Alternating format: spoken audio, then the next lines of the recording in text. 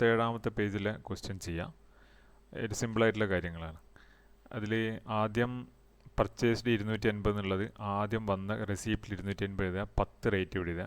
ഈ എമൗണ്ട് നമ്മൾ ഗുണിച്ചിട്ട് എഴുതുക. ഇത് ക്വസ്റ്റ്യനിൽ തന്നിട്ടുണ്ടാവില്ല. അതിനുശേഷം ഇഷ്യൂഡ് 150 യൂണിറ്റ്, അത് അതേപോലെ 280 എന്നുള്ളത് 10 2500 ഇതേ സ്റ്റേറ്റിൽ ഇവിടെ എഴുതി ഇത് ഫിനിഷ് ചെയ്യാം. അതിന് ശേഷമുള്ളത് 150 യൂണിറ്റ് ആണ് ഇഷ്യൂ ചെയ്തത്. അപ്പോൾ അത് ഇഷ്യൂവിൽ 150 10 1500 എന്ന് എഴുതാം.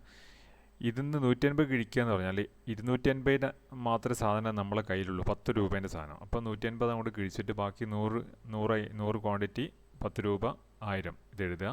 അതിന് ശേഷം വരച്ചിട്ട് ഈ എപ്പം തന്നെ ഈ ബാലൻസിലുള്ള എത്ര ക്വാണ്ടിറ്റി ആണോ അത് ഇവിടെ എഴുതുക. 100 10 റുപ്യേൻ്റെ ക്വാണ്ടിറ്റി ഉള്ളൂ, അതുകൊണ്ട് 10 1000 ഇത് കഴിഞ്ഞു. പിന്നെ 240 പുതിയതായിട്ട് രണ്ടാമത് വന്നു, 12 റുപ്യേൻ്റെ സാധനം.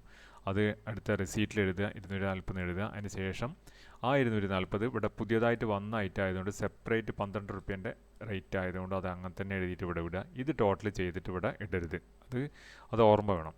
അതായത് 10 റുപ്യേൻ്റെ റേറ്റ് സാധനം വേറെയാണ്, റേറ്റ് വ്യത്യാസമുള്ള രണ്ട് ഐറ്റംസാണ്, അതുകൊണ്ട് അത് ഇവിടെ ടോട്ടൽ ചെയ്യാൻ പറ്റില്ല. ഇനി അടുത്തത് 200 യൂണിറ്റാണ് നമ്മൾ ഇഷ്യൂ ചെയ്തത്. അടുത്തത് 20-ാം തീയതി ഇഷ്യൂ ചെയ്തത്. അപ്പോൾ അത് 20-ാം തീയതി ഇവിടെ എഴുതുക.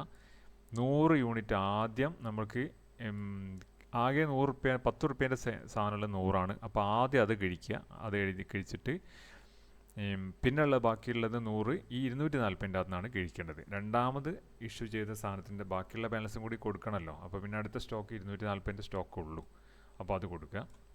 അതും കൂടി കൊടുത്തു കഴിഞ്ഞാലുള്ള ബാലൻസ് 140 12 160. അതിൻ്റെ ടോട്ടൽ ഇവിടെ എഴുതാൻ മറക്കരുത്. ഇതൊക്കെയാണ് ഇതിലാകെ കൂടെ പോയിന്റ്. എവിടെയാണ് ഈ ബാലൻസ് എഴുതേണ്ടതെന്നുള്ളൊരു കൺഫ്യൂഷൻ, അത് ശ്രദ്ധിക്കുക.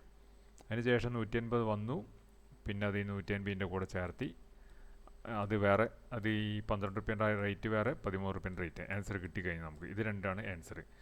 അപ്പം ഇതിൻ്റെ ആൻസർ അടുത്ത പേജിലുണ്ട്, 266-ാമത്തെ പേജിലുണ്ട്. ലാസ്റ്റിൽ എന്താ എഴുതേണ്ടതെന്ന് വെച്ചാൽ stock on 28 February = stock on 140 പിന്നെ 12 240 × 12 = 1680. അതേമാതിരി അടുത്തത് 180 × 13 1950. ആൻസർ കിട്ടിക്കഴിഞ്ഞു. അത്രയേ ഉള്ളൂ. Okay, thank you.